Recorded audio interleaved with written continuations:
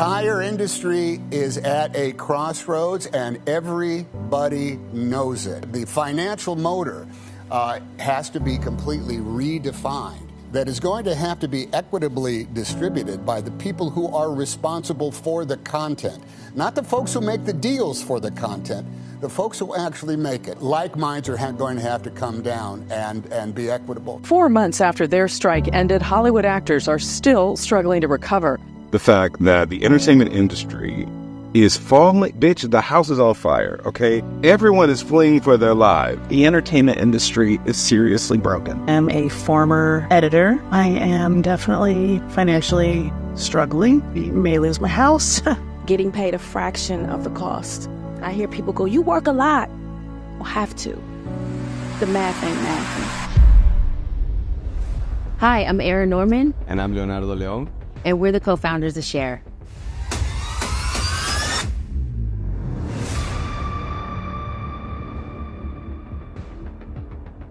Share is a global platform that connects filmmakers from all over the world, giving them an opportunity to network, collaborate, but most importantly, profit share in the projects they work on. The current structure of the entertainment industry is broken, with actors, writers, and crew members in general struggling to make a living wage or find any work at all. As frustrated filmmakers ourselves, we know how hard it is to pursue a career in the film industry while also making a decent living. So we decided to do something about it.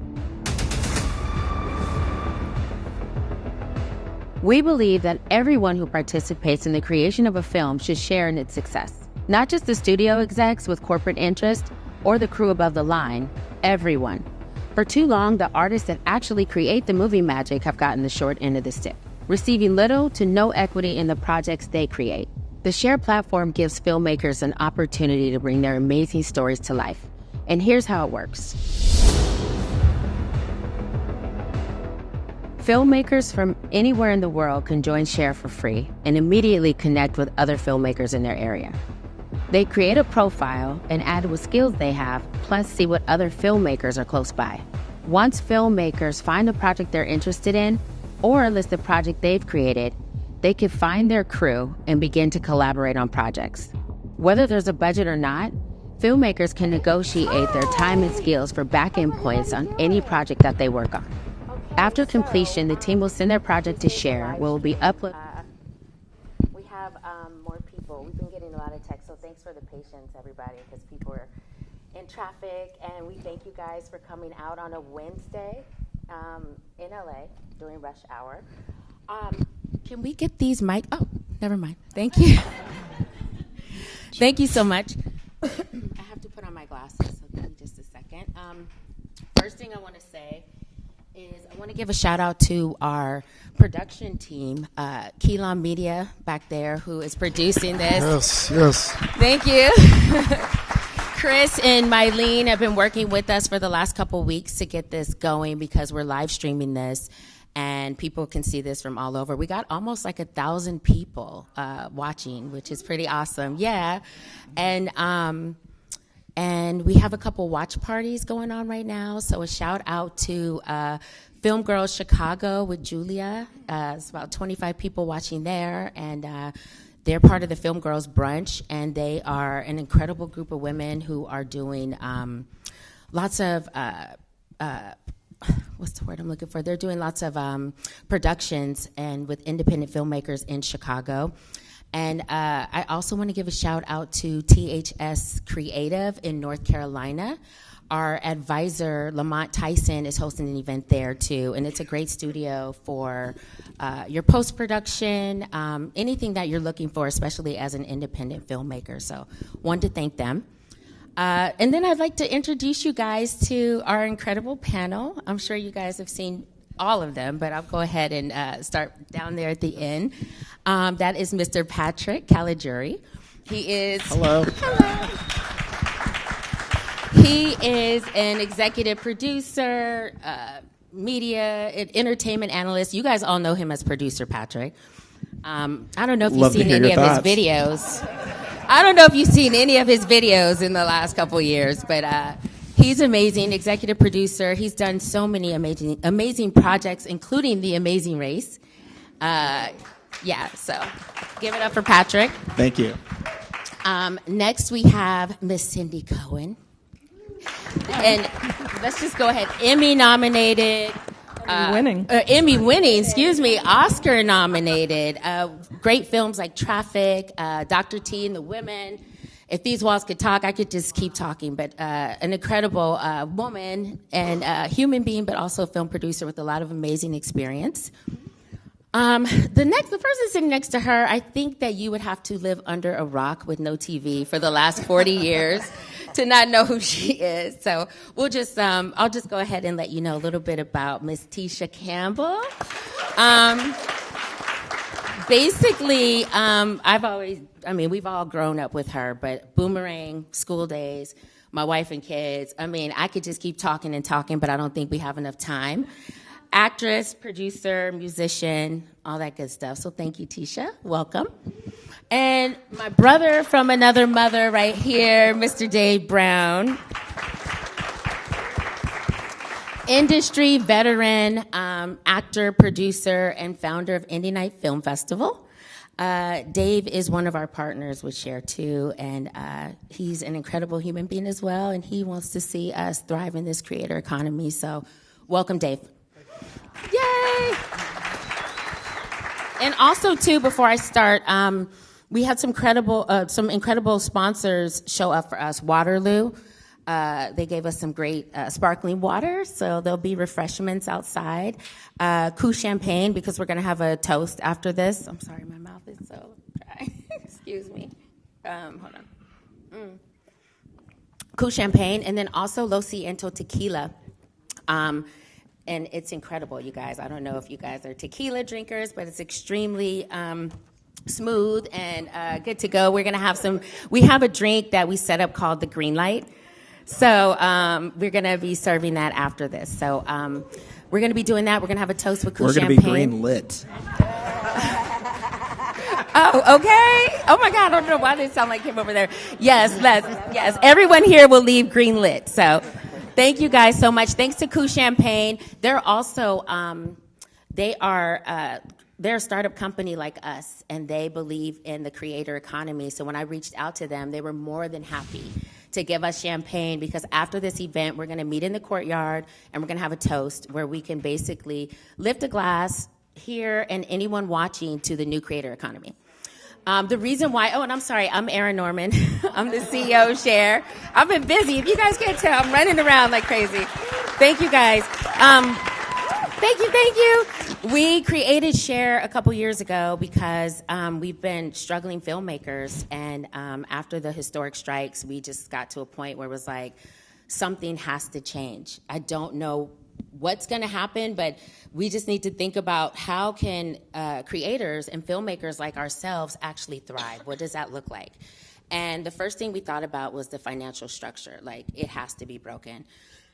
So we thought, why don't we create a way where we can, help people understand how back-end points work, and create a structure where people can actually, whether there's a budget, small budget, no budget, they can actually win on the back end. Because our belief is that there shouldn't be above the line or below the line. It should be like everybody should win. So we started with that a couple years ago. First person I actually contacted was this guy, and the moment I did, he was like, what? Like, yes, let's go. My co-founders, Leonardo and Rachel, yes, yay! We had an idea, and Leo put together this explainer video, and we showed it to Dave. And I don't know if you want to talk about what that. When I saw, I was out of the country, and I was like, she said, I have something I want to show you. When you get back, you're going to love it. And I said, okay. When I got back and I watched this, and I was just staring at it going, are you kidding me? This is what's being needed for so long. And just being in this business and understanding that we went through this strike where a lot of people really, really went through a lot of stuff mentally, emotionally, you know what I'm saying? It was a really tough time for a lot of people.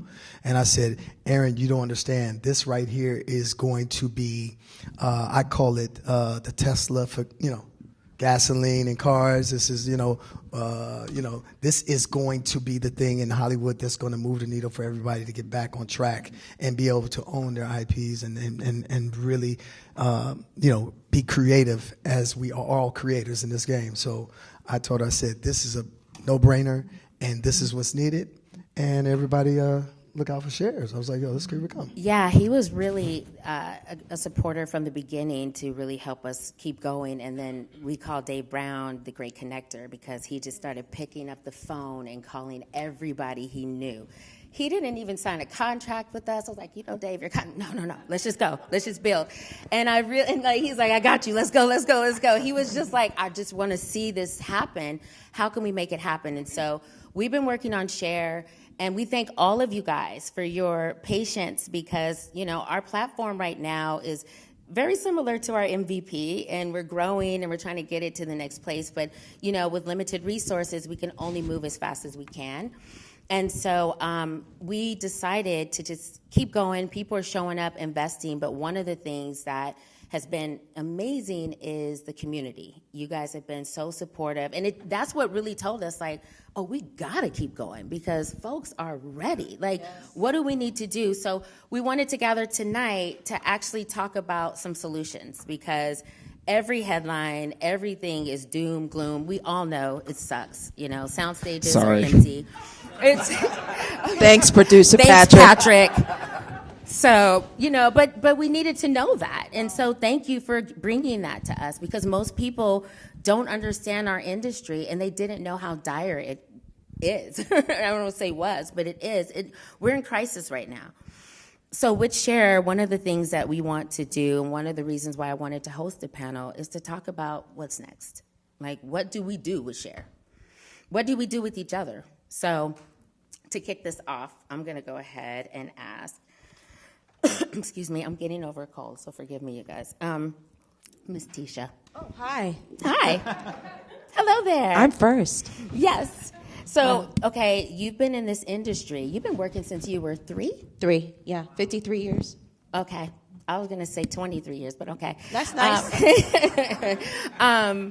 You've seen so many shifts in this industry. And so one of the things that for you, and you've also been at the top of the game, you've been someone, this is why I was really touched by her, because as someone who has achieved the success that I dreamed of for years, constantly, over and over again, when she found out about Share, she was like, no, let's do this. And my question to you is, with this new climate, what advice would you give to creators on how to, navigate these crazy waters? Well, first, I want to talk about how excited I was to be a part of this. And one of the things that they kind of explained to me in the beginning was they compared it to what Zendaya and John David did with their film. What was the name of their film again? The black and white. Yes, Malcolm and Marie. Yeah. And how Zendaya wanted to keep her crew working during the I believe it was COVID. It was COVID, yeah. And they negotiated, instead of giving everybody their standard salaries like they normally get, they negotiated back end. Yep. And I believe it was for 1% or something like that. The news that came out of that was that the headlines I saw were that people got at least 1%, and when they sold it to Netflix for 300 or 30 million. 30 million, sorry. No. Everybody got about 300,000. Yep. And we're talking everybody above the line, below the line, everybody got a chance to get a piece. That's what this Share wants to do. And I was all in because below the line, above the line, I don't see a line. Yeah. I want everybody to win. Yep. I want everybody to eat. Yes. I want everybody who contributes, whether they're the grips or hair, the glam, hair and makeup, whomever. Everybody should be able, since they're contributing their art form, everybody should be able to benefit from what we are all doing. And so it was a no-brainer to me to be a part of this group. Yes.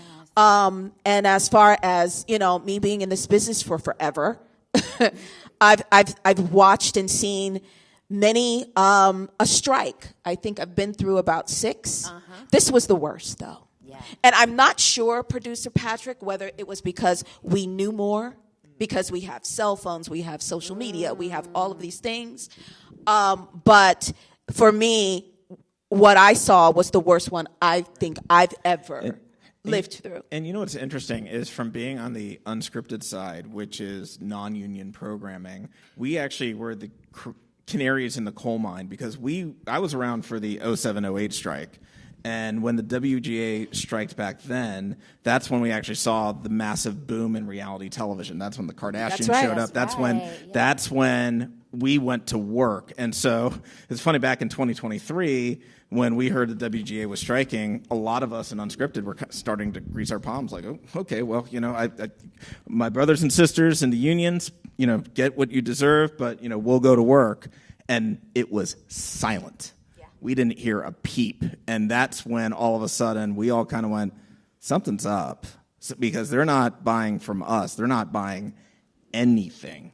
But then as LA goes on and we're in this industry that's so competitive where everybody's got an arm behind their back with a knife, while they're trying to handshake you. So everybody's got their guard up. So nobody actually wants to say what's happening, so what's going on? I got a few stoats in the fire when really it's like, I'm playing solitaire at home, and so a lot of us, put up this facade that we do because we're just trying to survive our own industry. And by surviving our own industry, we've learned to protect ourselves and not give away the information. And so that's actually, I think, why for such a long time, nobody was willing to talk to each other until finally it got to that point where the dam broke. And somebody's like, look, I got to fucking tell you, I am door dashing right now.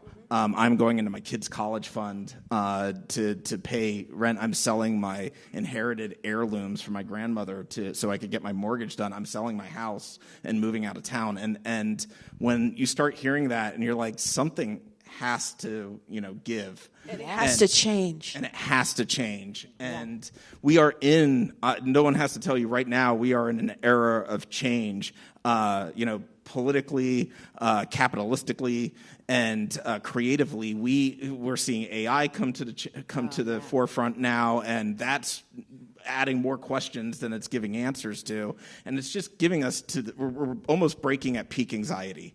Yeah. But the fact of the matter is, through the pain comes resiliency. Absolutely. And change. Yes. What did you say backstage? Through the chaos. Through chaos is opportunity. Absolutely. And this is a chance for us to change. And change the diaspora of exactly. Of and like we were saying, the largest taxi company in the world owns no cars. And that's Uber. And the largest hotel chain in the world owns no hotels, and that's Airbnb. And right now, but what does it do? It gives the power to the owners of those individuals who are driving for themselves or for who's putting their own hotel up or their own house as a hotel or a place to stay. So now we're at this creative level where it has our media has become saturated, but at the same time, George Stephanopoulos is like, I need to get my $30 million salary, and the people at ABC are saying, yeah, bud, but Betty in Des Moines, Iowa, who does makeup tutorials, is pulling in the same viewership that you are. And that is really what's speaking. And I tell you what, it's the golden rule. Whoever has the gold makes the rules, and we're going to start following the money. Yeah, and guess what? Also, whoever makes the content.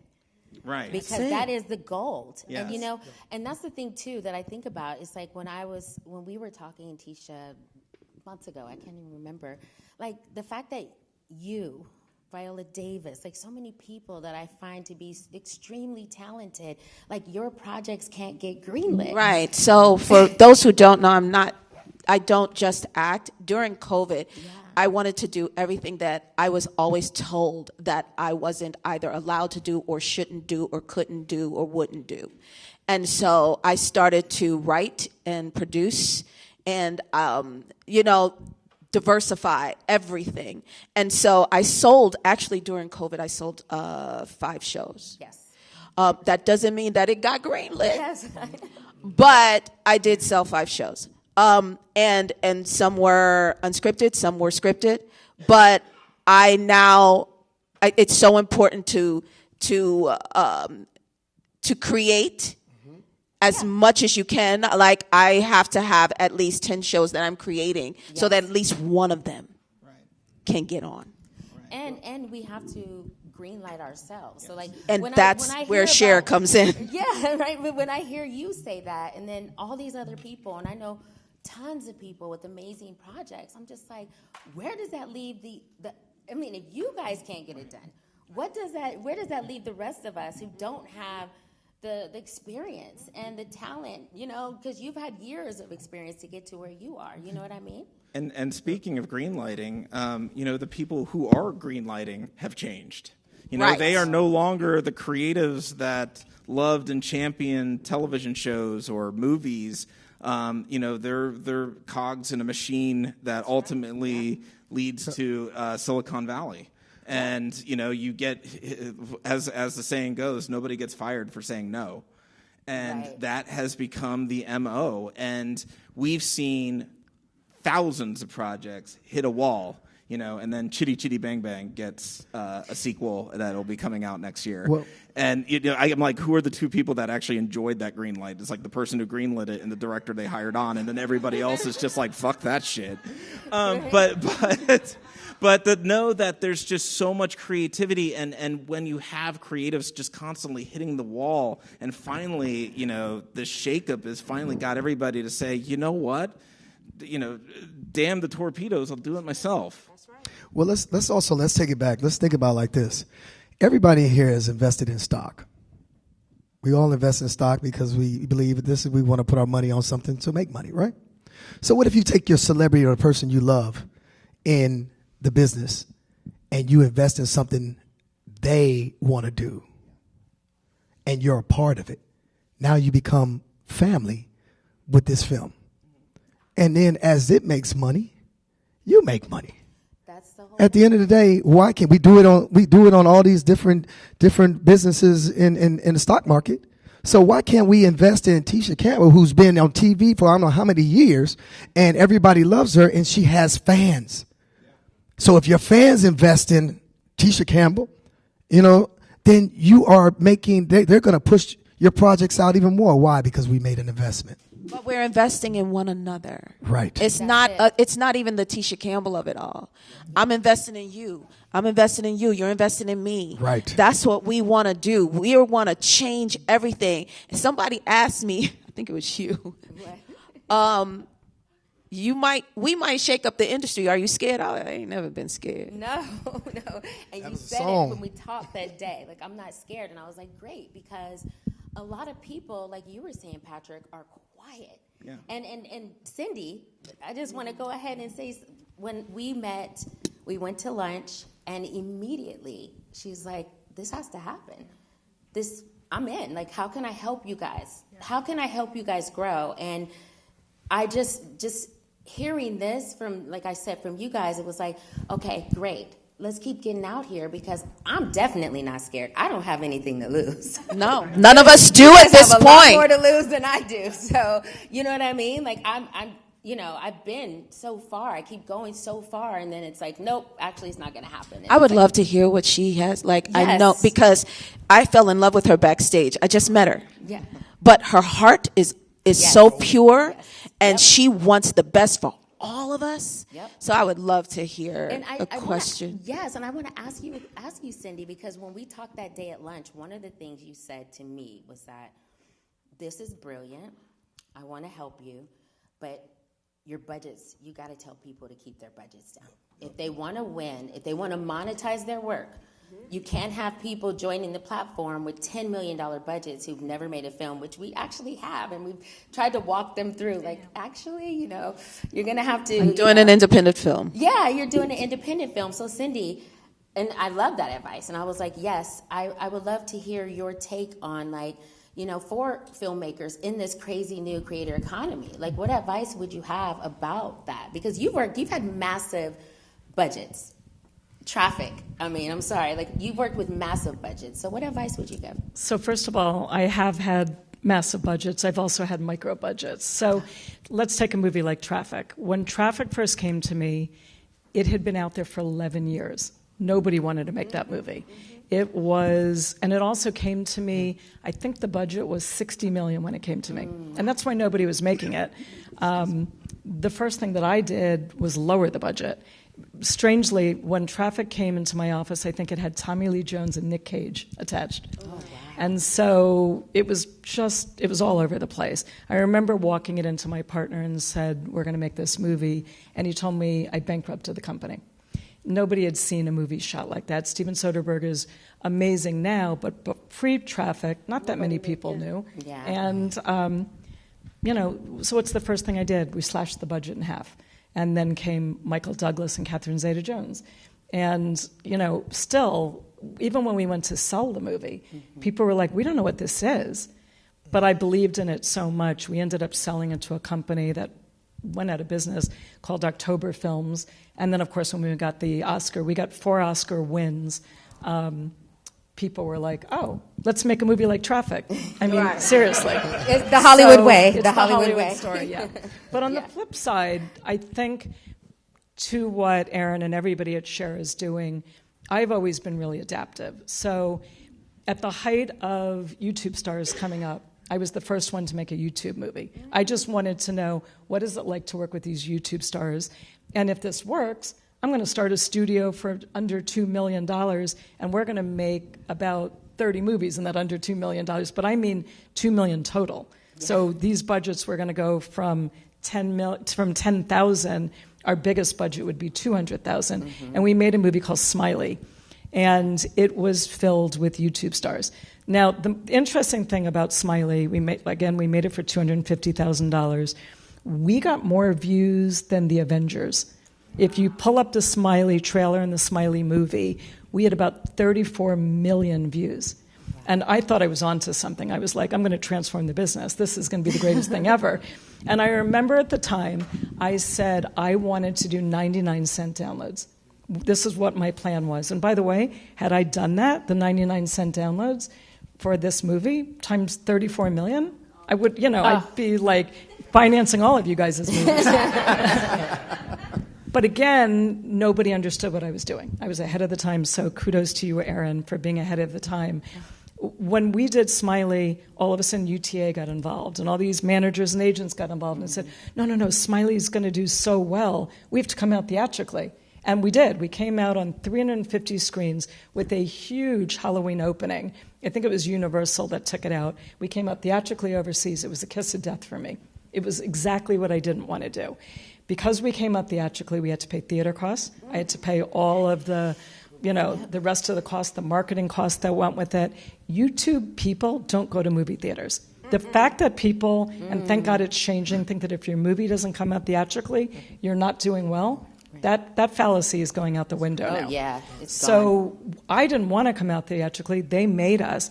First of all, then you get reviewed. I didn't want to get reviewed. Had I gone straight to, nobody had seen YouTube stars. So the first 10 minutes of the movie, people were like, they can't act. By the way, 10 minutes in, all of a sudden they're brilliant. They were great. But people that watch YouTube don't want to pay. They're not paying. In fact, out of the 34 million, probably 15 million were pirated. So then there's that. Yeah. So all that I'm saying is, even then, we were trying to transform the business. And I've always wanted to transform the business. So when something like Share comes, it's perfect. In fact, the first time Erin and I met, we were talking about my friend Coleman Domingo doing a movie called Sing Sing. It's the same model that Share is trying to do, where everybody got to share in the profits of that movie. Again, Coleman was a little too far ahead of his time. But at least people could say, okay, this is how he did this movie. Now let's do one even better that the studios and the networks and the streamers understand, so they're not so afraid that everybody's sharing in the back end. Yeah. But again, I think one of the hurdles that we've all got, and agree with what Patrick and Tisha just said, is with chaos comes change, which is an amazing way. Now we've got to get people that will get in our way out of the way, which is some agents, some managers, the studios, the streamers that still think only the top, that above the line gets paid. And by the way, I can't do any movie without a grip, an electric, everything. I can't do it. Yeah. So let's even the take care of PA, like everybody. But PAs are great. I started as one. Yeah, I was one as well. But you know what's interesting, what you just said too, is like, you know, getting them out of the way, and I agree 1,000%. But I also think, and I just want to be very blunt and honest, like we got to get out of our own way, because as a community, you know, we get a lot of messages, and it's really inspiring with people saying to us, like, you know what, thank you. You guys are giving us hope. Thank you, thank you. And then there are a few where people are like, you guys are trying to charge $9.99 and you're doing that. And I'm like, I'm sorry, like we're also planning to greenlight. We're trying to do a lot. Our community greenlight initiative is, as we grow as a platform, our promise is to put money back into the hands of filmmakers and let the audience vote on which ones get greenlit. Like totally democratize that, because that's where we feel like change really has to happen. But the moment you mention it, and Patrick, we know this, people get really, it's like, and I understand the skepticism because this industry can be dark, you know what I mean? But I feel if we get out of our own way and we actually say, you know what, we're going to work together. And like Tisha said, when the crew is involved and they own a piece of the movie, they're not just wrapping that day and going to look for the next job. They're actually telling mom, dad, auntie, whoever, watch my movie. You know, this is my movie. Everyone has something to gain, and you know, everyone wins. And so that is really, you know, what I've been trying to say to everyone. And it's not only just negotiating for back end. You can negotiate a salary as well. Yeah, everything with share. So. Yeah, you can negotiate all that. As a project creator, you keep your IP. Yeah. This is your project. So if you find people on the platform and you say, you know, I only have, you know, the budget was $500, but I was only able to do $125 with, you know, Seed and Spark or something. Can I do, if your rate is this, can I pay you this and then give you this many points on the back end? Like, you know, right now people's phones aren't even ringing.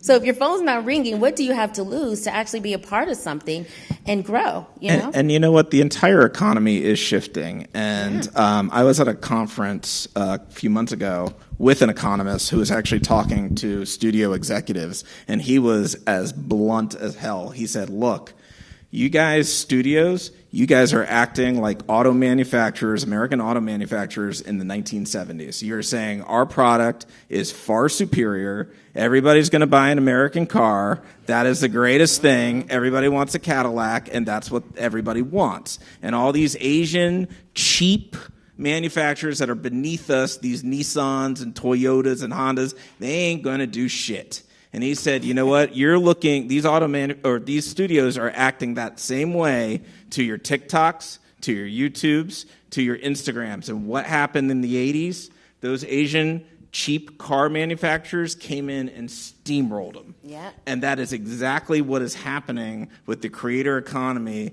with our mediums shifting. It's no longer just movies and television. We're in an industry that tries to compartmentalize what everything is, but everything is shifting so dramatically and blending. It's becoming sort of this resounding gray of what media is. And really, and I've spoken to this as well, what's going to be important in the future is where we provide our focus. Yep. And a lot of people are thinking there's now a lot of talk with AI, and all of a sudden we start having artificial material online, and you can't tell if this person's a real person or not a real person, and my misinformation, I can't tell what the news is anymore, what's real and what's not real. That's actually going to make a push for people to almost go back to analog. People want a simpler life. I don't think we've evolved as humans to be exposed to this much information. And I think it's actually making us mentally unwell. And I think there's this almost kind of drive to simplicity again, and going back to traditional art forms of cinema, of understanding. Like right now, I think the biggest hits on YouTube are like old ladies gardening. Like this is my hydrangeas, and people are just like, oh, with everything going on, it's just relaxing. Yeah. And people want, puppies. I watch puppies all day. Kittens. You know, it's actually, I love the joke where it's like, if you could go back in time 50 years, what would be the hardest thing to explain? And you say, well, I have a device in my pocket that will give you all the discoveries of mankind from the dawn of civilization, and I use it to look at cats. Yeah, right. No, but you know what? You're right, because I say all the time, I'm like, yeah, the commodity is going to be human connection and community. And Mr. Dave Brown, I'm going to pivot that to you, because I believe that you are, you're the king of community. The plug. I mean, like, literally, everything that you do is about bringing people together. And, you know. He's always been like that, by the way. I mean. I've known him since the 90s. Yeah. And he's always been a giver. Yes. He's always connected others. Oh, yeah. Together, and he's always been about community. Oh, and I mean, I got to just say, I have known him for over 10 years now, and I would talk to him about some of my film ideas and some of my series, and he'd be like, oh, well, let me just call somebody over at Sony and set up a meeting, and, hey, what you doing? I'm like, 10 o'clock in the morning, I'm just coming from the gym. Yeah, meet me at Sony. I'm like, I just talked to you Tuesday. What are we doing? And he's like, no, I'm going to get you that distribution deal. We're going to go. I mean, this is how he works without needing to, like, sign anything, like, without asking me what do I get out of it. Like, he just wants people to win. He wants people to win. And I say to him all the time, if everybody had this, do you know how dope our industry would be? Mm-hmm. If we just got together and was like, okay, yeah, I mean, you definitely got to sign contracts, don't get me wrong. But, you know, you need to be able to say, like, yeah, let's make this work, because we have the same vision and we want to all win. And so what I want to ask you is that you created Indie Night Film Festival over 12 years ago. You're on the road now with Mr. Morris Chestnut, and every city you go to, you've been just selling out, and people have really been responsive. But you gave independent filmmakers who didn't have an opportunity at some of the bigger, you know, well-known festivals. So you've seen how independent filmmakers can come together, and I want to ask you, like, right now where we are, what advice would you give to them about resources, whether they have it or not? Like, how do they just say, let's make it happen, you know? You know, I think, okay, but let me back up, because when I started Indie Night, I was always thinking, like, well, first, my mom hit me in the head with some knowledge, and I'm just like, she says, you've been out in Hollywood since 92. You've been doing this, doing that, partying, this and that, and it says, what's your motivation? What are you there for? Like, how are you helping someone else? And, you know, it hits you in your head, and you go, okay. She said, why don't you get back on track? Because sometimes when you get in Hollywood, you get lost sometimes. And you start doing other things. I said, okay. She said, well, what are you going to do? Give me something. What are you going to do? I said, you know what? I'm going to do a weekly film festival. And when I talked to some of my colleagues said, you're going to do a weekly film festival. You'll never last, because you won't have enough content. Now, I'm a film major at Morehouse. And I was a film major at Morehouse, and I remember we had to do a short film before we graduated. That was our final thesis. You know, we had to do it. And I remember there was a lot of short films, but when you graduate, what do you do with them? You put them up on the shelf and say, that was just my senior project? I said, why not give everybody an opportunity to show your short films, web series, trailers, documentaries, and full features? So I did that, and all of a sudden, I started it at my dear friend Tisha Campbell's place. It was called Zen Lounge. It's a restaurant. It's a restaurant in Studio City. I remember. I've been there, Cahuenga. And we put up a screen out on the patio, and everybody knows I'm well connected. I said, hey, everybody come on down here, because there was everybody and their mama came down. And it was giving everybody the opportunity to show those films. And then, you know, when I got the call to be able to do it at the Chinese Theater, I said, why not? And it's given everybody the opportunity. So I always tell people, I said, why should you have to wait once a year to be seen and miss all this work in between? So if you have a platform to show your art, to show it, it's giving everybody the opportunity to get more work. I say in this business, we always want to network up, but we don't network across. Oh my God. And if we understand what everybody's power is in this room, how we can complete so many projects as filmmakers. It's right here. It's right around us. It's right in front of us. We just don't trust that we can all work together. And so I just started doing it, and I said, hey, This right here goes along with shares because it's about community. Everything you do is all about who you know. And I tell people in Indie Night every week, I said, you know what, you're going to see somebody in this room right here. You're going to work with them. And you're going to say you met them at Indie Night. Because you know what? I get this all the time. They said, hey, I got a project. I submitted it to all these big film festivals, and I'm not getting any looks. Joelle Taylor. Yes. And which goes to, here's this kid at USC, brings this film. I see it, and I said, wow, this guy is great. I called my partners, which was Tari Turner, told him to come down and host Indie Night that week. This was all happened on a Saturday. So he comes down, he sees the film, he says, wow, this is incredible. This on Monday, took him to CAA, got him signed. Right? This happened in a 3-year span now. Then all of a sudden, he wrote Creed 2. Then the next one, he wrote Space Jam 2. Then he came back, and I remember him coming saying, I got this film, and it's a bidding war with the studios, but I want to do I want an A-lister to be in it, but I want to direct it. I said, ooh, that's hard. That's hard. I said, first-time director. Another Hollywood rule. Yeah, they say, you know what I'm saying? I said, but you know what, though? Let's talk. And Datari, we talked to everybody, and then that was They Clone Tyrone, came out number 1. You know, now this kid is out here writing the next specs for Star Wars. You know, and so you never know. I always say, don't try to act like everybody, you know, I always say people don't know who you're talking to. That person could be the next. And it's that whole saying that the person that's pushing the broom is the person that run the company. Same thing in Hollywood. You know, it's always going to be like that. Yeah, and you know, I say to people all the time, everyone wants to be Issa Rae right now. They don't want to be Issa Rae when she was doing Awkward Black Girl on YouTube.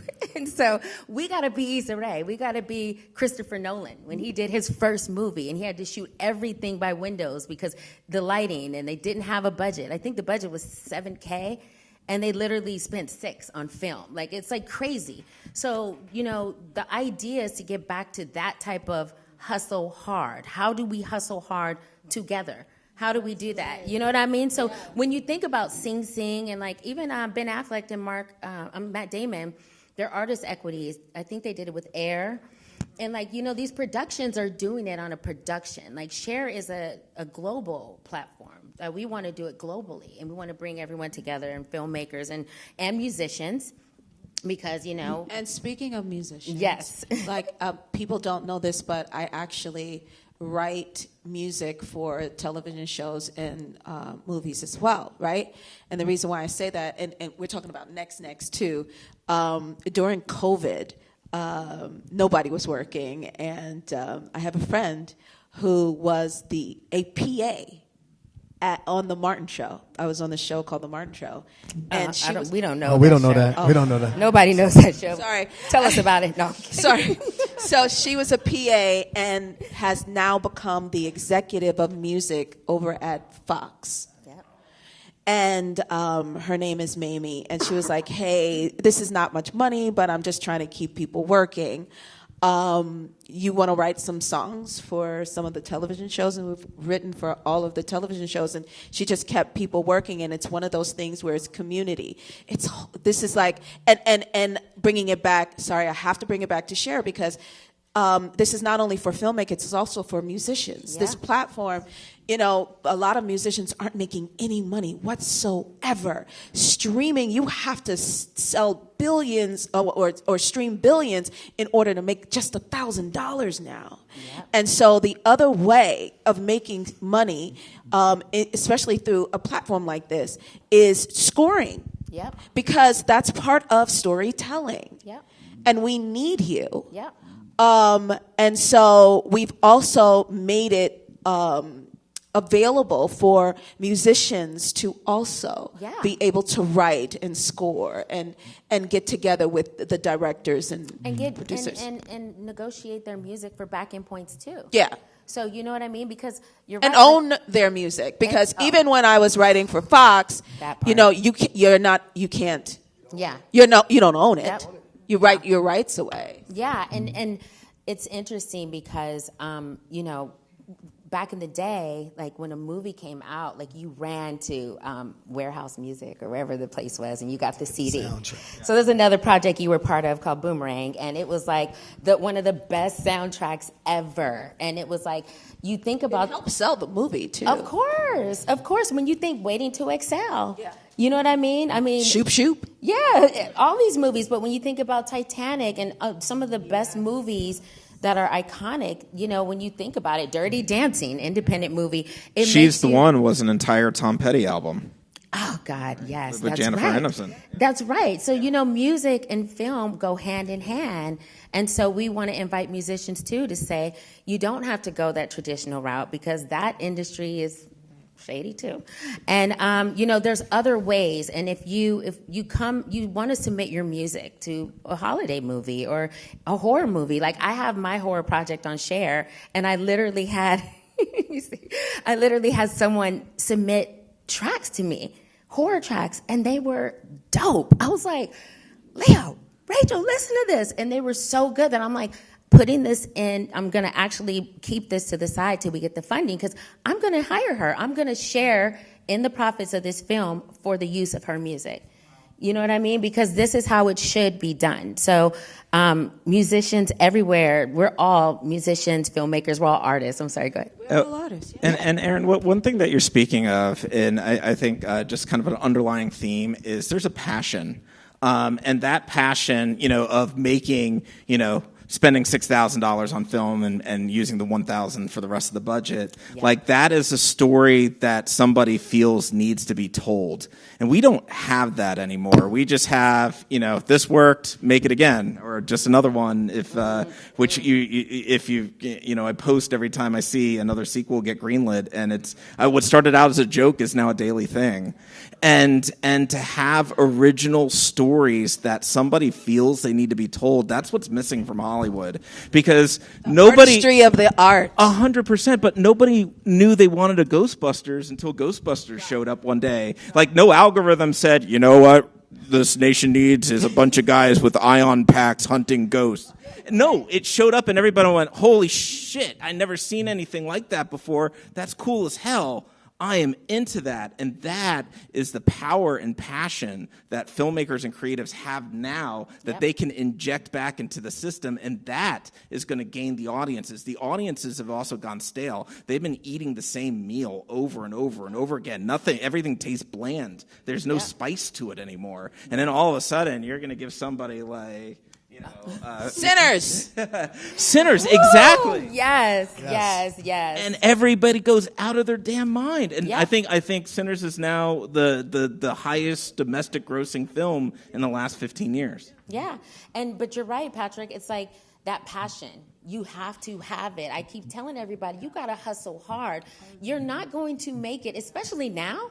Like, you're really not going to make it unless you get together, find your people, like, you know, whatever your budget is, even if you don't have the money yet. That's what Cher wants to do. If you don't have the budget, still connect with people because you don't know who's watching. Right. An investor might watch and be like, oh, you got this person on, like you got this crew attached. You just got to keep moving and keep going until you hit, you know, get to that place. Well, you know, I finally figured, you know, when I was taking Indie Night on the road, and what I did was I took Indie Night to all the different cities to be the American Idol for films.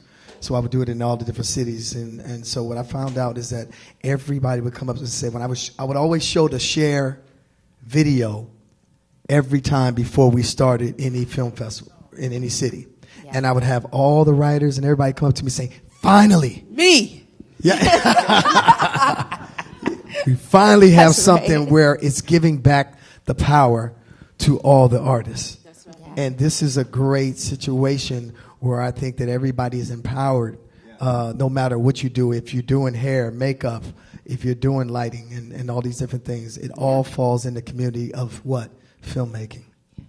And proactivity is key right now. And I remember a screenwriter who once told me when I first got in the business, he's like, if you write a script, that puts you 99% ahead of everybody else. Because there's so many people saying, well, YouTube is just so saturated.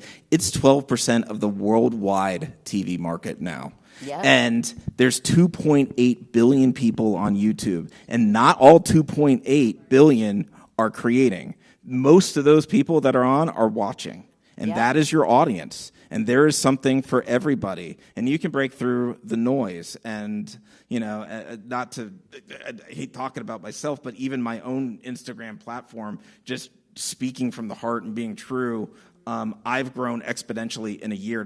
I started my Instagram June last year. Yeah. And I'm at where I am now just solely from my own content making and just from my own experience of editing and writing and just constantly being disciplined to put that material out there. And if you do have that discipline and you have a story to tell and you think it's good, as long as you're making it for yourself and you're not going out, I think the problem with Hollywood is they make it to monetize. They make it to say, I want this to make money, but I'm not making this to tell a story. Yeah. How many people followed you?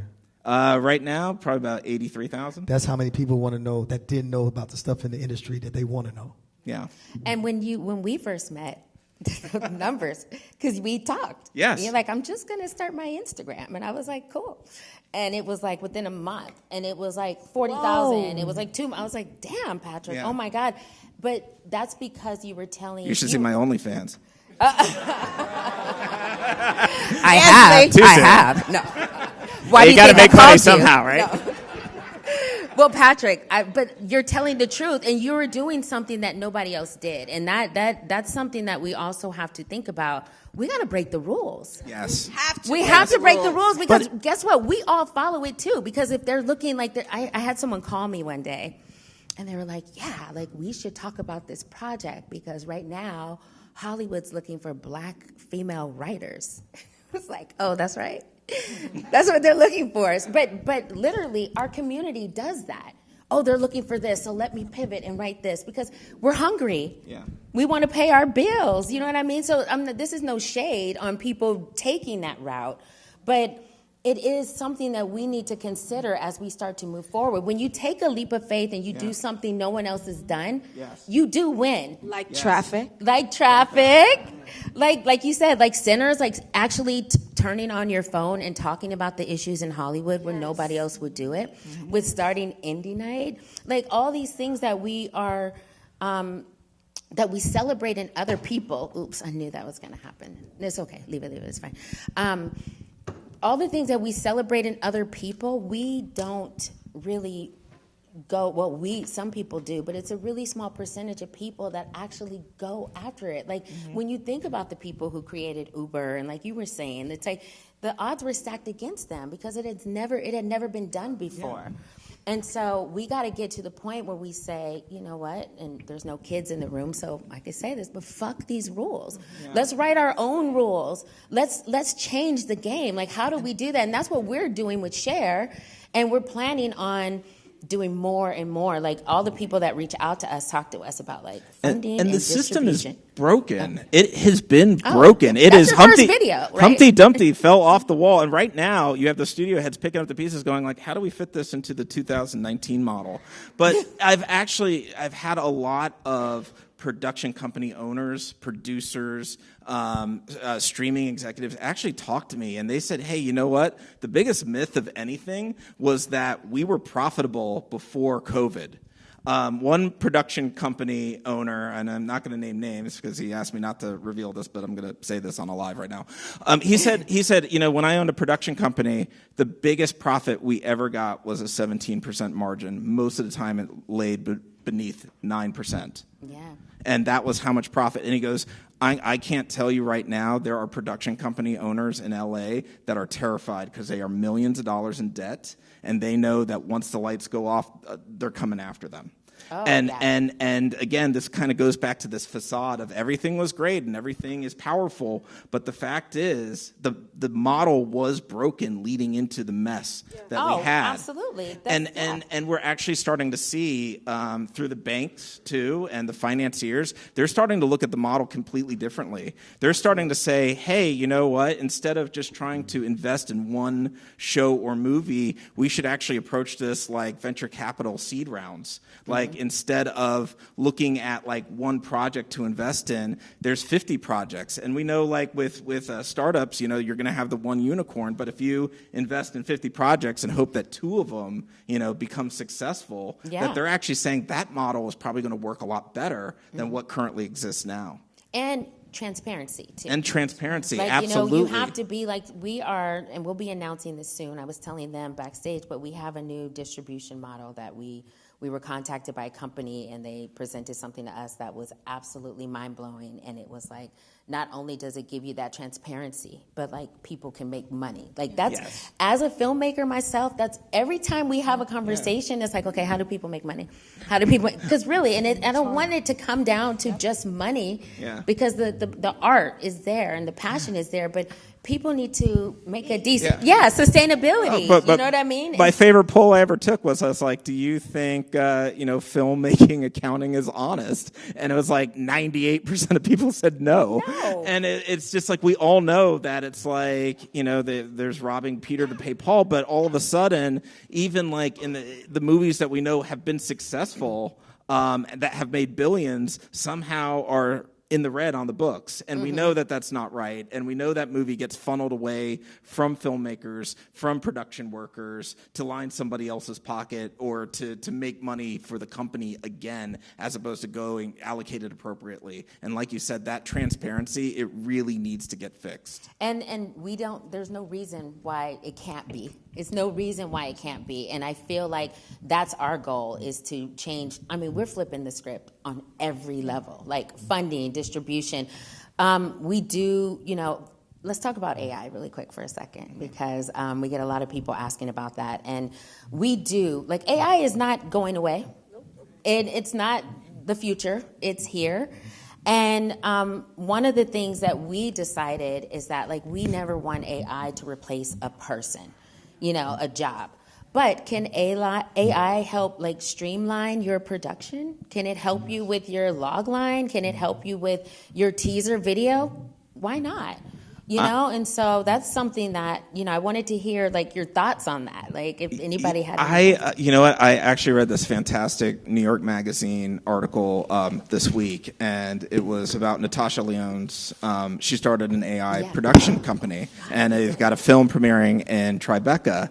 But what was the most interesting part of the article, because it was very long, so it got all the way down to the bottom, was she told the story of where she had lunch with David Lynch before he died. And she actually asked David Lynch, she says, what do you think of all this AI stuff going on? And he picked up a pencil and he said, Natasha, this is a pencil. Everybody has access to a pencil, but it's what you do with the pencil that is really going to define you. And so you have to look at AI the same way. Everybody's going to have access to it. But again, this goes back to this idea there's 2.8 billion people on YouTube. How many people are actually creating? How many people are actually going to take AI and make those generations over and over again to try to protect, either if they are doing generative AI or to actually utilize it to make a film? And I think you're going to find those numbers slim down very, very rapidly. Yeah, I agree. But just to let the community know, like, there's somebody in, like, a very small rural town that doesn't have any connections to the industry. AI is for them. Yeah. They might have an idea. They might say, I want to put this horror movie on, and I don't have a person. I can't pay an artist to do this. So who are we to judge them for using that? Who are we to, stop them from doing that? Like, we're not going to have it on the platform in the sense of, like, instead of having this, person. I think I saw a robot DP. Did you post that? Somebody. Yeah, the robotic like DP. Robot. Like, but actually, I want to actually ask the audience a question. Everybody, show of hands. Who has used ChatGPT? There you go. Exactly. There you go. So so AI is here. We are all using it. We might not want to admit it, but we are all using it. Yeah. Okay, and so we can go ahead and, like, get ready to conclude, because we're going to have some questions from the audience. And like I said, we are live streaming this, so we have some people asking questions online, because we started a little late. So I just wanted to find out from anybody here in the room if there's any questions you guys have about Share, what we're doing, or anything. No questions? Okay. Everybody's on Share. Yeah, okay. Oh, hello. How would you say, I've come across this a couple of times, where, speaking of AI, companies have tried to, like, take things and, like, repurpose it and stuff like that. How can we protect ourselves as creators as well from, because I believe AI can be very powerful too, but a lot of people So an interesting thing is right now the U.S. Copyright Office doesn't see anything that's AI generated as ownership, that you get ownership. There's a big question as to what is ownership with AI. Like if you do make an AI movie and you generated the whole thing yourself, who has ownership of that? The AI company, the person who wrote the prompt? And right now it doesn't exist. So for all the AI generations that are out there, they technically don't have ownership. So, that again makes human composition stuff that we make in sort of the analog form, that actually makes it more valuable. I think I meant like when people like take your work to try and train AIs. Like specifically. Oh, well. Yeah. That's a Sam Altman question. And there's this, we've seen executives come out that say, hey, the unfortunate part is I think it's already in there, and I think they ran a diagnostic once and found 134,000 scripts in artificial intelligence. We haven't seen, my surprise is I haven't seen many of like the unions jumping in. I haven't seen the lawsuits. I know they exist. And I know secretly, like if you're on ChatGPT, there's Disney just filed a lawsuit. Disney just filed a lawsuit. I also noticed like even if you're on ChatGPT and you write something like write it in the style of Quentin Tarantino, it won't do that anymore. So I think they're starting to pick up on that. But I think the next, we've seen the administration try to say, hey, there's going to be no regulation on AI for 10 years, which is terrifying because it absolutely seriously needs to be regulated. So I think it really actually comes down to us to be making sure that, we are in touch with our lawmakers, that it really is going to also come to society to say, hey, that is copyrighted material that you're using, and I am going to take you to court. And, and that I think is what's going to keep AI in check for at least now. Yeah, does anyone else have any questions?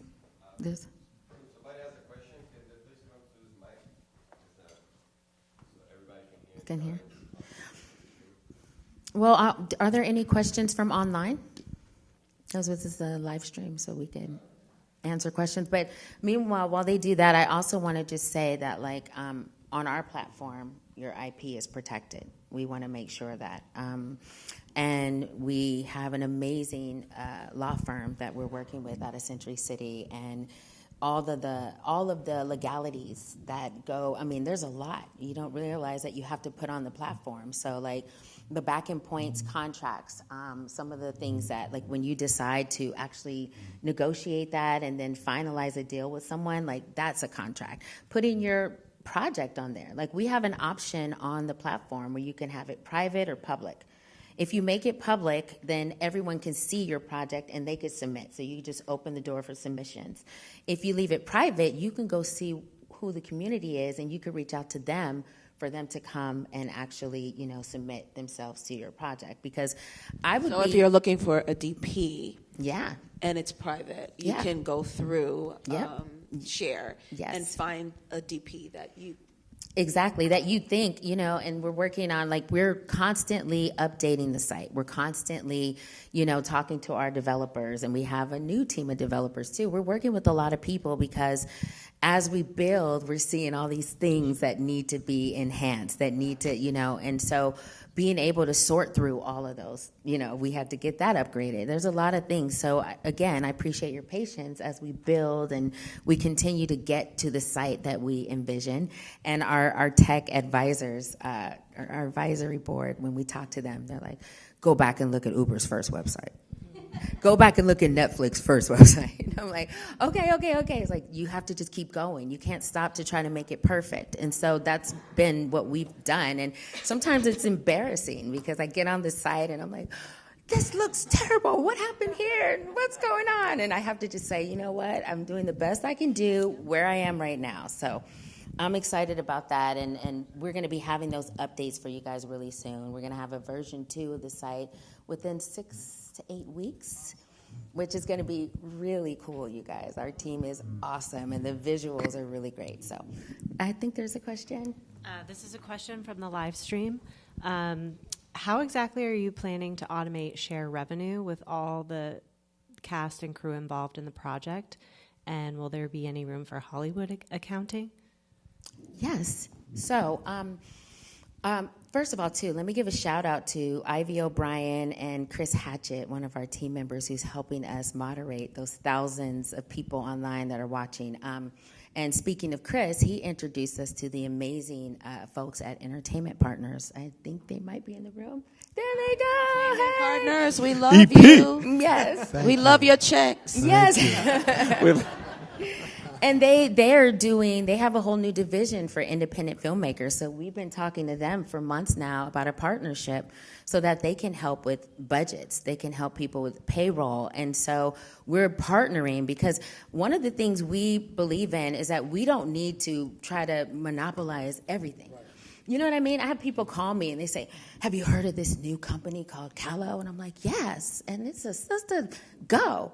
And Kinema is doing this. I'm talking to Kinema right now. So reaching out because it's not about us just trying to do everything. It's like Sony is Sony. There's Fox Searchlight. There was Miramax. There was Touchstone. Like, why do we feel like we need to be the only company? No, there's plenty of companies out there. We want to be a part of changing the industry. Yes, the whole creator ecosystem. We all can survive together. So going back to that question, working with some of these companies, we're creating these partnerships so that because they are the experts at that, let them do that. You know, when they partner with Share and we put it on the platform, we'll let them help with the payroll and everything. But similar to Fiverr and Upwork, you know, when you go and you do a job with them, everything happens on the platform. It has to happen on our platform too. Because if someone joins Share and they make a movie and they get all of their crew on Share and they promise all of these back-end points and then it sells to Hulu, and we just give them the check, they might just bounce to Bali or Thailand, like we talked about. And we have to eliminate that.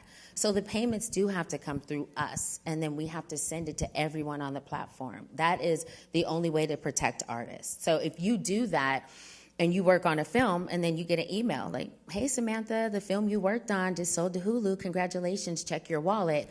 Like, we're building all of this, you guys, and it's layered, and it takes a lot of time. It takes a lot of tech, but, like, that's how people can get paid on the site. That's how it's going to work. And even if they don't get picked up, or your film or whatever doesn't get picked up by a streaming platform or theatrically, it still can show on YouTube and still make money. Absolutely. And that was one of the first things. I'm glad you said that. That's an option. Yeah, that's why we started our YouTube channel, because in 2018, Dave is one of our producers. We made a horror movie called Warnings. And we had a great crew and ultra low budget, $250,000, SAG, DGA, shot here in LA. And we had an amazing crew, and it was wonderful. And then when we were out of post-production, COVID hit. And so the distributor we had wanted to start in smaller theaters and do international, but it was like dead. We could not make any money. So we're like, well, we'll just put it on YouTube. But like, no, you can't do that. You have to monetize. So we said when we were starting to build Share, why don't we monetize a channel so that if people don't have those opportunities, at least they can always put it on our channel, and they can now market it themselves. Go create your own social media campaign, figure it out, get out there, but at least there's a platform that will allow you to put it up there and you can monetize. Allow you to hustle. Can I say also that something like Share, for the question that went there, what people don't realize, there's this fallacy that producers make all this money. I will tell you that we don't. And I will tell you that if I can find one producer that's ever seen back end, we spend so much time negotiating back end, and I don't know anybody who's ever seen it. And I'm talking movies like Batman or Forrest Gump, or even tiny movies like Saw.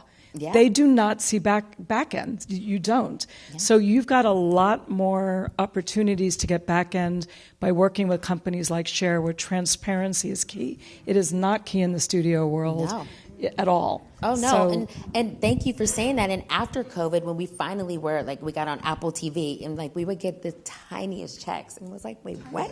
Like, I mean, we would get paid, like, $160. It was like, wait, what? What is this? And you ask for Can I see the numbers? Can I see the downloads? You will They never don't give get. You will never get the accounting that's right. And No. the good thing about change is, I never thought, and I've been all over this business in all different ways, that YouTube would outbeat Netflix. I know. Everybody talks about Netflix, and everybody thinks, oh my God, Netflix is this and Netflix is that, and they're the kings.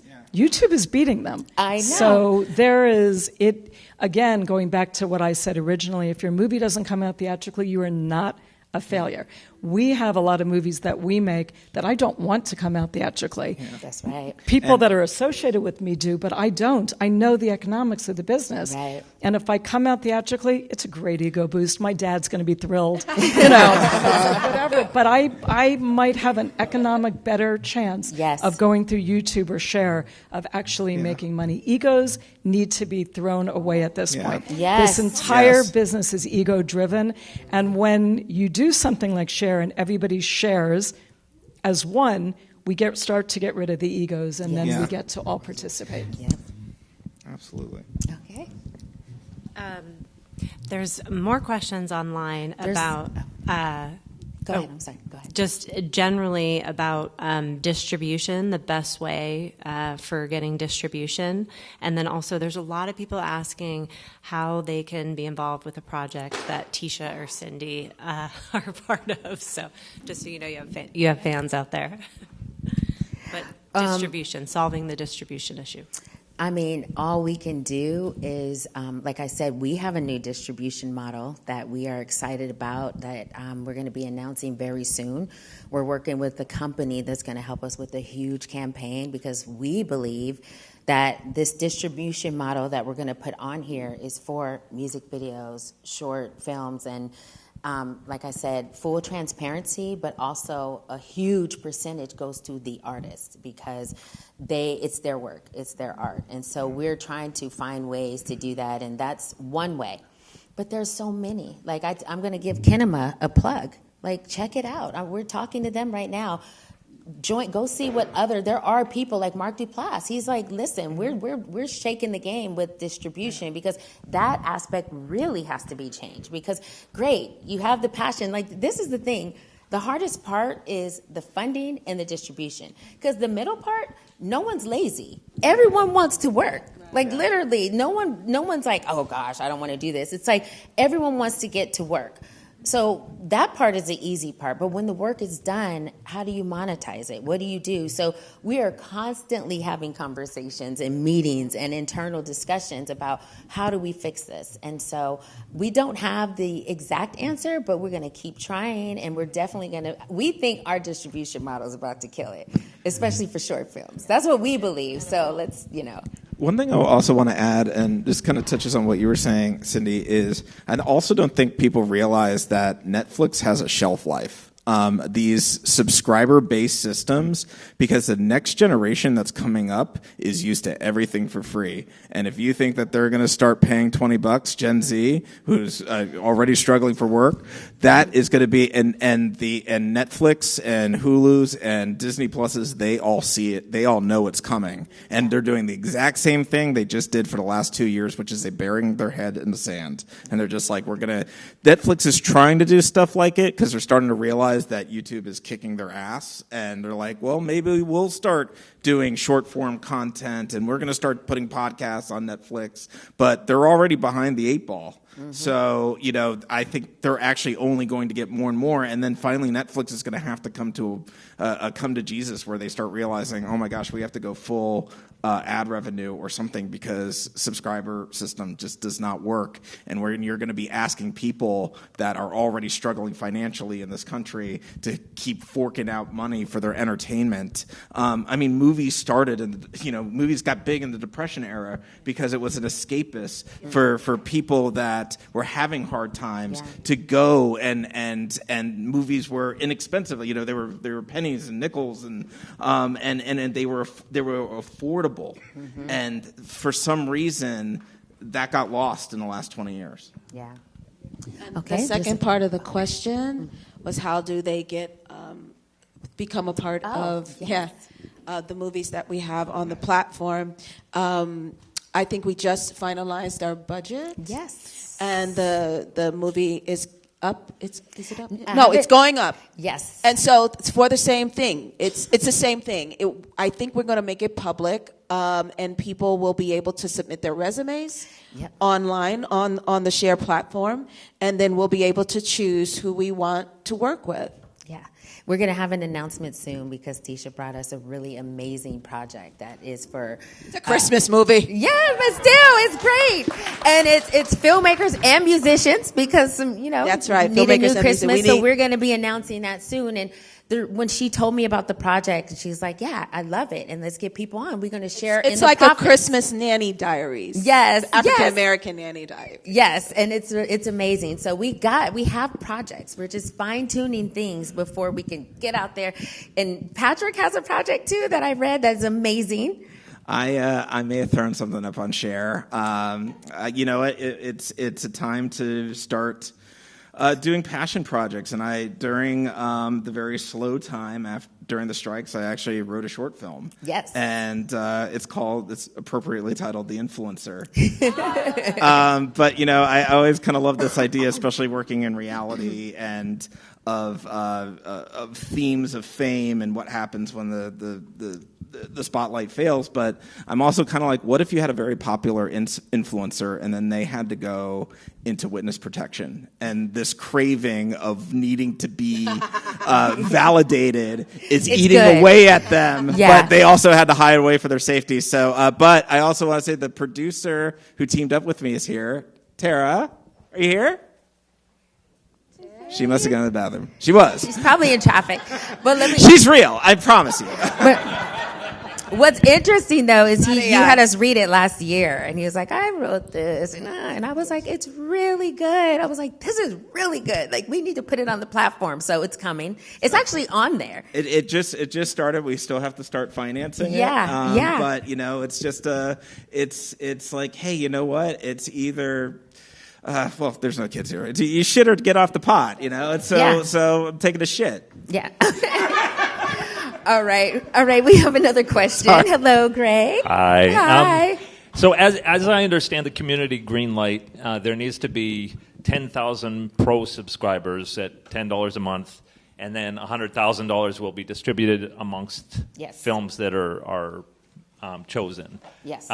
So between now and then. Yeah. And I think that this is it's a bit of a chicken and egg situation because people, I think, will be very motivated to join once that community greenlight happens. Yeah. Between now and then, why would filmmakers want to be a part of this? Yeah. And why would people want to, as a crew member, be a part of this? And I will make a side comment that I've been happily paying $20 a month to staff me up, and the last staff me up job I got was 10 years ago. Yes. So I think there's a bit of a weird thing going on there with $10 a month. Why would somebody want to become a pro member now?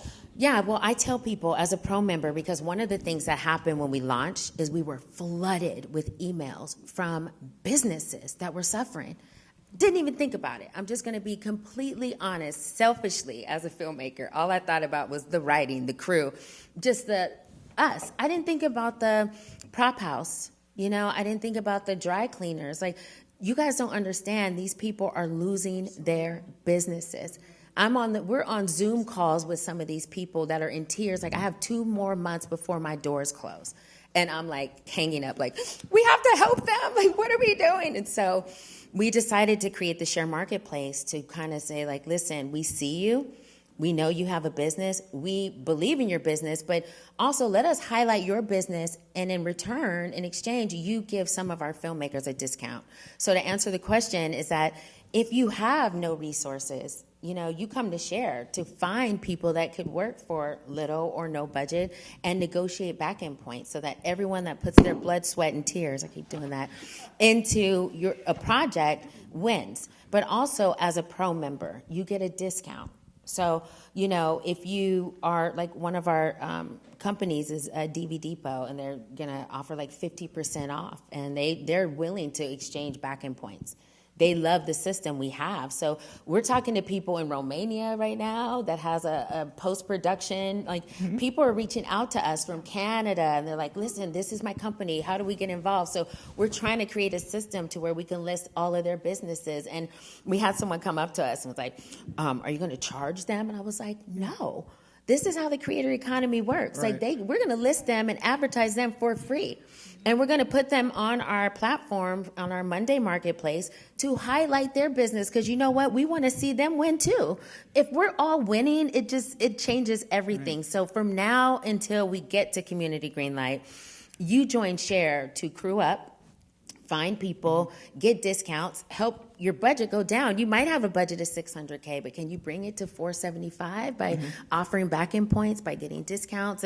We're trying to do that, but we're telling everybody, join, become a pro member, please, $9.99, because when we grow, you grow. That's our promise. When we look at these other tech companies that are making $50 million a month, and they don't give anything back to the film community. Like, none of them do. So when we came up with this, really, Leo was like, we just need to fund projects. I'm like, how the hell are we going to do that? We can't fund our projects. He's like, well, these tech companies, they make millions of dollars, but none of them give back. Why don't we give back? Why don't we take a big percentage of our earnings and constantly fund projects? I was like, brilliant.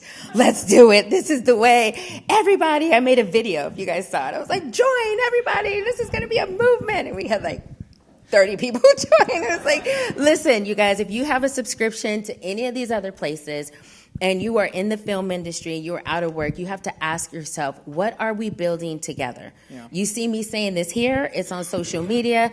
We are giving money back, but we have to grow together. We don't have money. We are out of work filmmakers. So I'm sorry, that's the answer to that, and I will get to that question. I was going to say, can I jump on that? Just because I've been a Staff Me Up member for such a long time for the same thing of just, it's like New York State Lotto, like, hey, you never know. But like you say, you go decades without ever getting an email. Share is interactive. You're not just waiting for somebody to come out to you. You have the chance to go out and find what you need and get it for yourself. And I think that is the biggest difference, is instead of just paying for something on a hope and a prayer that maybe, if you apply to this job, which you apply, and I mean, all those job sites, LinkedIn, whatever, you send your resume out, it goes into the Nevosphere and you never hear from it again. Right. So this is a chance, again, where proactivity is key, where you have the ability to fundraise, where you have the ability to connect with other filmmakers and creatives, where you have the ability to not just wait to be a part of a project, but to make your own project. And I think that is the stark difference between the two. Yes, thank you. Can I want to just say something, because Erin brought up that when we first met, I said that the budgets need to be kept low. And half the cost of our budgets now are paying exorbitant prices for actors, or exorbitant prices for directors, or the above the line, where I've got some producer making a $2 million movie that thinks he's going to get $1 million salary. And these things are what needs to change. You can make movies for anything nowadays. And I want to just point out that Paranormal Activity was made for $15,000. Yeah. And Blair Witch was made for $60,000. Yeah. And even Steven Soderbergh, he did a movie called Unseen with Claire Foy, who's one of my favorites, and it was under $1 million. So anybody with an iPhone can make a movie. Anybody at all. I think what Cher is doing, and I think somebody said, how do we become part of the crew, is if I was a first-time filmmaker, I might not know how to get the best DP or the best music or the best actors. Yeah. And if I'm sitting there and I am not connected, how do you pull a crew together? The great thing with Share is I can say, I've got $10,000 to make this movie, and I need a crew. And if everybody is sharing in the profits, I might say, I can't give you guys any more than $100 a day. So that budget does not need to be $500,000. It can be $20,000. And all of a sudden, you guys go, well, wait, that's doable. Exactly. But it wasn't doable in the Hollywood system. So I think the real thing that people need to understand is there's no reason that you can't do it anymore. And that's the difference of Hollywood today and yesterday. Absolutely. And it also includes actors and writers and directors as well. Every single person. Absolutely. Okay. I think I think we have a question. Yes, sir. Hello, how are you? My name is Henry. I flew in from Chicago, and I'm so happy to be here this evening. Hey, so this is an Chi-Town. exciting opportunity. Welcome, Right. welcome. Yeah, thank you. My question is around distribution and marketing. For example, Nigerian or Nollywood market is about 6.8 billion, and that's within 1% of 1%. However, as a filmmaker, we try to make movies, try to distribute. But libraries expose some libraries than each other. For example, on Netflix, there's some genre of movie you'll see. Is there any plan by Share on how to expose libraries accordingly? For example, African library. Is there any plan to expose it? Indian library. Is there any plan to expose that? American stories, drama, law, fiction. Yeah. What are the plans to do those exposures? Thank you. Absolutely. Well, Share is a global platform. Because of our limited resources coming out the gate, we are launched in North America, and we are just focusing on this right now. Obviously, as we grow and we get more funding, we're going to have pages where you could click it and you could translate it to Italian, you could translate it to French, you could translate it to Spanish and stuff like that. But it's interesting. I was just contacted by a gentleman in Canada who is Nigerian, who has a film festival that he's putting on himself, and we had a long conversation about Nollywood, and we want to reach everybody. This system doesn't exist. Share and the back-end structure doesn't exist over there either. So that's our goal, but we are still building. It takes time, but yeah, we will have that, and it can all be, formatted on the platform where you could look for projects from different countries, different languages, shorts. We want to do, with our Community Greenlight initiative, we want to fund projects, and the way we want to do it is we want to list hey, this quarter we're looking for 3 films. We're looking for animated short, a silent film. We're looking for this just so that everyone has an opportunity to get their work seen. And so that's on the front end. And then once the films are done, like I said, we have a distribution model. We need to sort it that way too. So people that want to see this content can easily go on. But it's all about streamlining, and tech costs a lot of money. So the sooner we grow and invest or get these investments and that we can really scale globally, we want to offer all of this, because I believe that there's stories in, all over the world. There could be a 19-year-old boy in freaking Iceland right now, or Angola, or anywhere, with a killer Oscar movie. That's better than someone who's worked 40 years in the industry, because passion has no age, you know what I mean? And neither does creativity. So we want to open it up to all of these people and make sure they have an opportunity to join and get their work seen. So, yeah. We always hear in Hollywood the word no. Yeah. No means next opportunity, and that's Share. Yeah. Thank you. Okay, and on that note, no, thank you guys. Yes, I love that. No means next opportunity. That's great. Yeah, he's been saying that to me for 10 years. We go to pitch a meeting, and it's you never said it to me. Tisha, because you heard yes all the time. He was talking to me, Tisha. Right. No, I swear I didn't. No, but one, I want to thank all of you guys. Yes, thank you so much.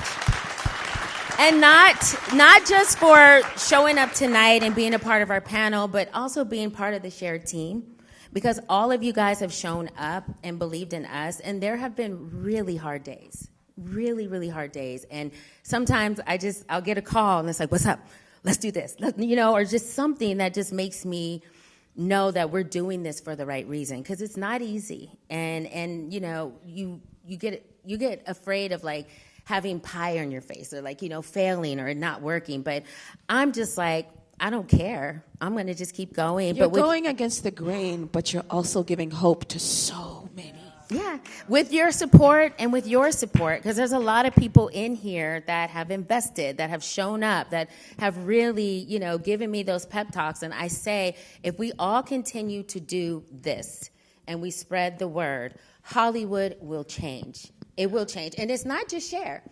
It's Callow, it's Seed and Spark, it's Kinema. I'm plugging everybody, because this is a global I want to say it's an effort from every single movement. corner. It's a movement from every corner in the world. So my advice to anybody in here is like, all these other platforms, just join them. Like, show up for all of us so we can show Hollywood that we're here and that we can make a difference. So, that sounded like a little cheesy thing. But anyway, last thing, and then I know we're going to wrap up from some of the questions coming through on the live stream.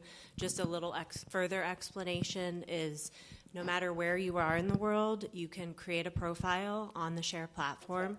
You can say whether you're a beginner or experienced. You can put in your location, your zip code, so you can find who's in your area, who's around you, and whether you're just getting started and want to find other newbies to get started with, or you're an experienced Or you pro. want to film in that particular state. Exactly. Or wherever you are. You can search by location, and if you go on the Share platform right now, I know I personally, as I scroll through, I'm like, oh my gosh, this person is amazing, and look what they've done, and it has their LinkedIn, their IMDb, their Facebook, so you can research people's background, and that's just a little bit more about. Yeah, Thank you for that. Your profile is your resume on Share, and you can, like Patrick said, you can connect directly with people. Like, you don't have to, like on Mandy, like you said, you send your resume, you hope they call. No, if I see your project, I'm directly sending you a message. I'm submitting, and as a project creator, I get that message.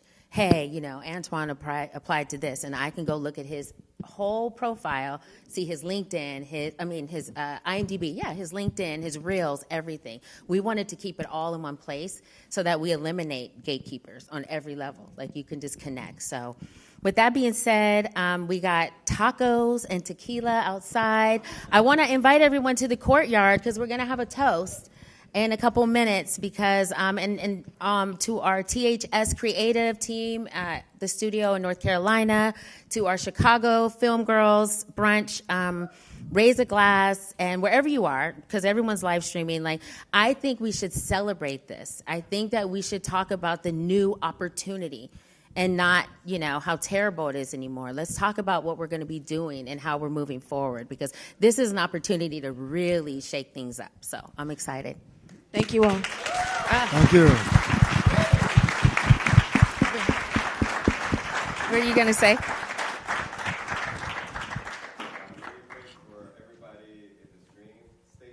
We're going to go outside, and we're going to pop the champagne. We're going to celebrate the new Hollywood and what we're all going to create together, because community is what we're building here, you guys.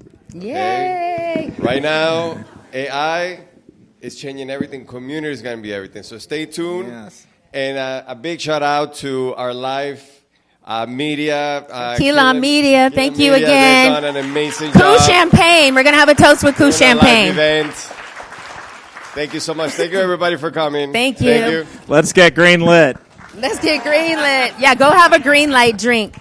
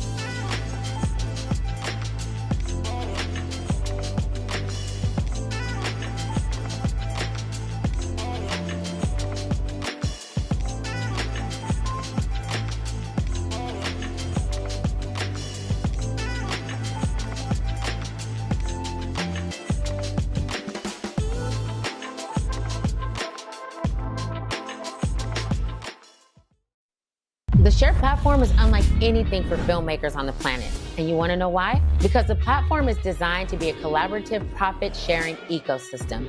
Filmmakers can come together, create their projects, and share the profits of their films, ensuring that everyone benefits from the success of their work. We built a custom platform especially designed for filmmakers where you have complete control of your projects from start to finish. No corporate gatekeepers, no hidden barriers, just a space built for creators by creators. If you're looking for the most innovative platform for filmmakers, you found it. We offer cutting-edge tools and resources that empower you to create, distribute, and profit from your films. Every detail is built with your creativity in mind, ensuring you'll always have ownership of your IP.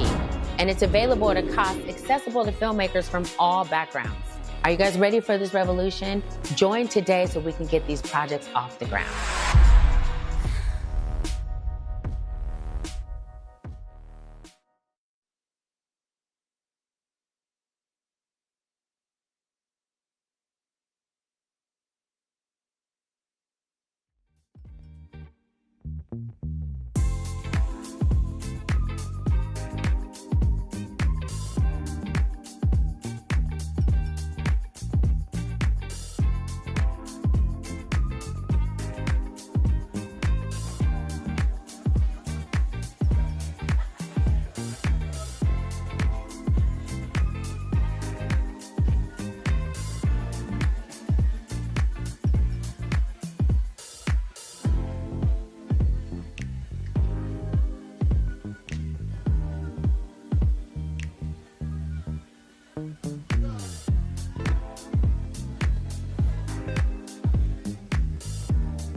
Hello, can you hear me?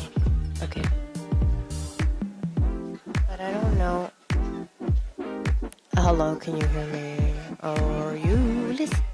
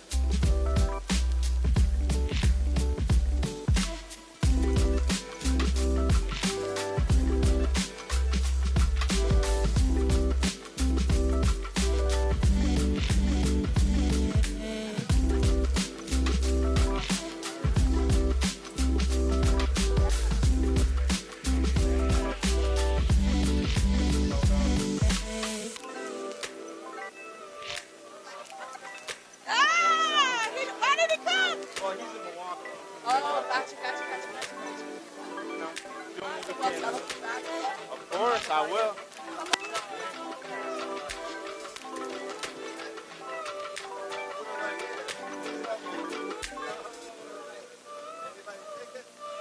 Thank you so much. I also want to say always want to help people. I went into this wanting to help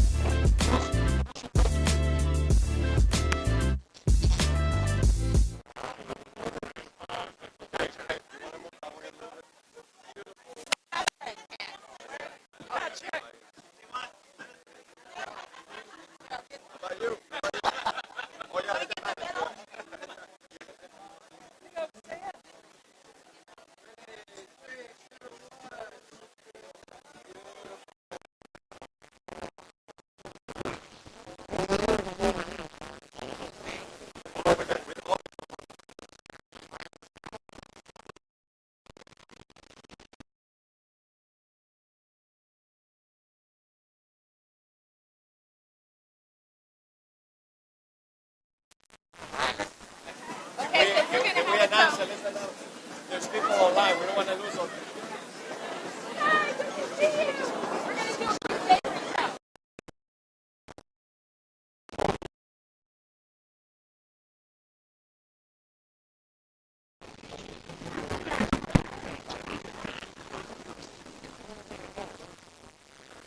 Is the mic working?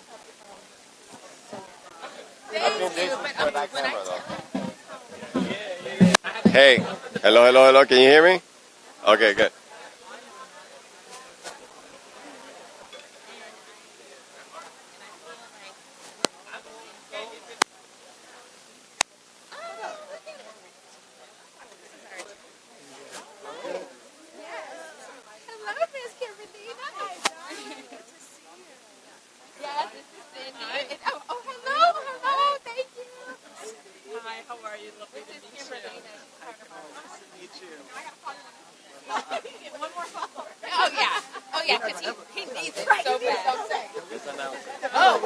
So we can cancel the...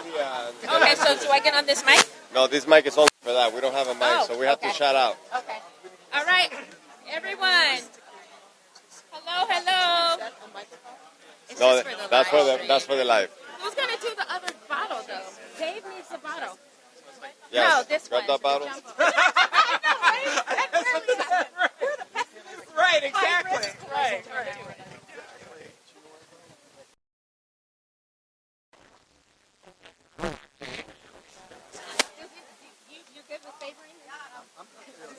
Don't we So usually you're supposed to find the weakest part of the bottle. It's supposed to be a line. I know. Have you done this before? I've done it Okay, once. well, I think you should do it.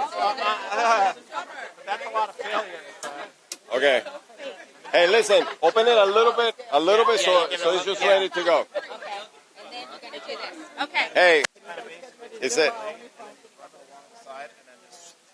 Okay. All right, hey, everybody. Yeah! Wait. We got to do, hold on. Wait for a second. Let's go! Wait. We are going to have a toast to the new creator economy, and we're glad everybody's here. We're going to pour some champagne.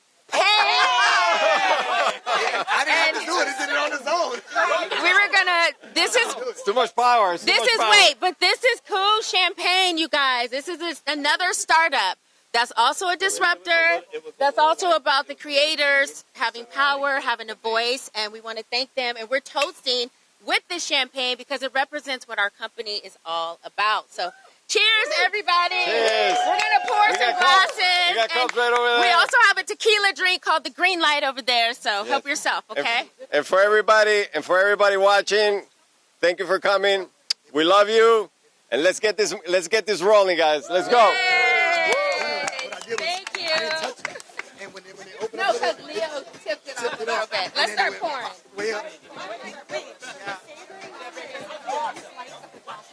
Yeah, we do, but you open it a little bit, right? But I think we waited too long. We have to do that right before we did. Yeah.